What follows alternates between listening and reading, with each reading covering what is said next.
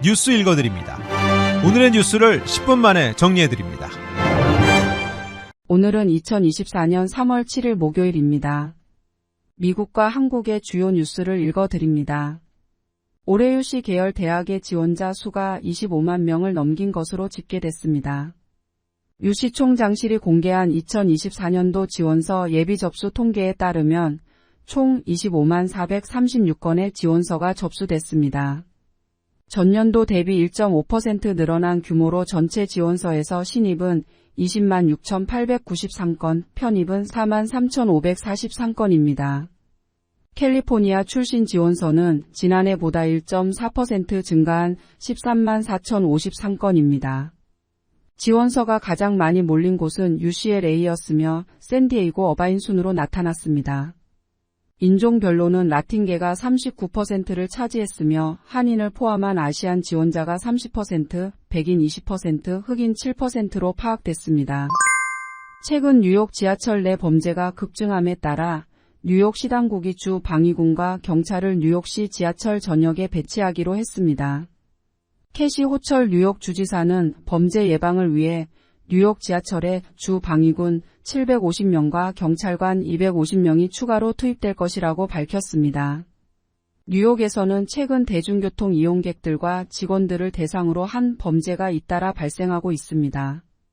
경찰에 따르면 지난 1월 뉴욕 지하철에서 발생한 범죄 건수는 지난해 동월 대비 약 50% 증가했습니다.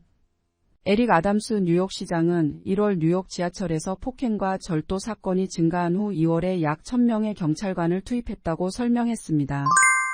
텍사스주 역사상 최대 규모의 산불을 일으킨 주범은 송전선이었던 것으로 파악됐습니다.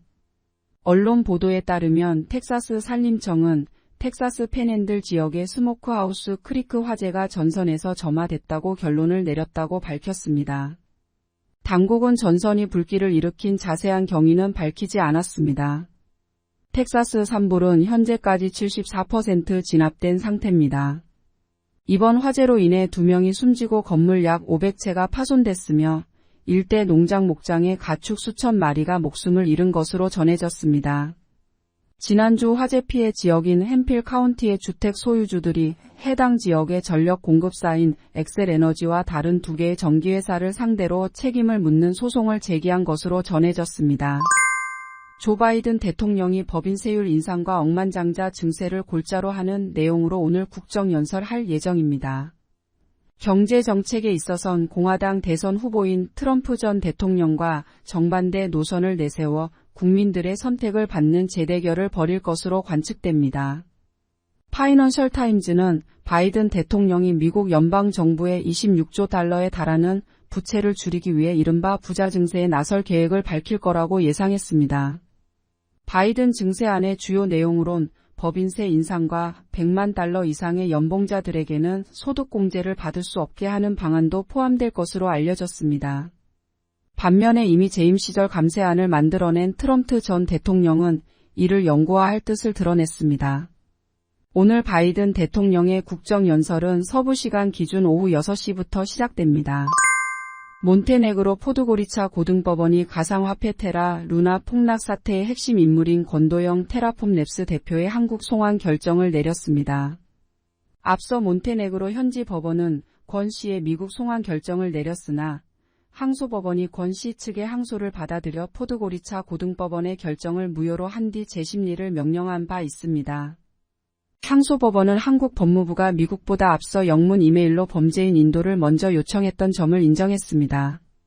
한국은 경제사범 최고 형량이 약 40년인데 반해 미국은 100년 이상의 징역형도 가능해 권 씨 측도 한국 송환을 원해왔습니다. 한국 뉴스입니다. 전공의들의 이탈로 간호사들이 일부 업무를 대신하면서 책임 논란이 커지자 정부가 간호사들이 할 수 있는 의료행위를 분명하게 정해준 지침을 내놨습니다. 종합병원과 수련병원 간호사는 응급환자에게 심폐소생술을 하고 응급약물을 투여하는 일이 가능하도록 했습니다. 한편 의사협회는 불법 의료를 양성화하는 것이라며 강하게 비판했습니다. 간호사들에게 의료행위를 허용한 건 불법 의료행위를 양성화하는 거라고 비난했고 전공의들에 대한 강경 조치는 전문의 양성 중단 선언이라고 목소리를 높였습니다.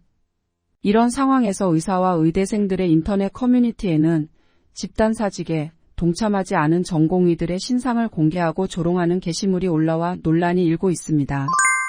더불어민주당 탈당파가 만든 정치적 결사체 민주연대가 닻을 올렸습니다. 홍영표 설훈 의원과 새로운미래의 김종민 박영순 의원 등 4명은 윤석열 정권 심판 및 이재명 민주당 대표 방탄정치 청산의 뜻이 있는 사람들을 총선 전까지 모아 유의미한 세력을 만들겠다는 구상입니다. 무소속인 홍영표 설훈 의원과 새로운미래 소속 김종민 박영순 의원은 기자회견을 열어 민주연대 결성을 공식화했습니다.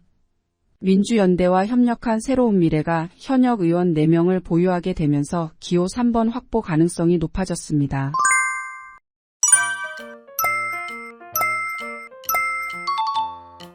끝으로 날씨입니다.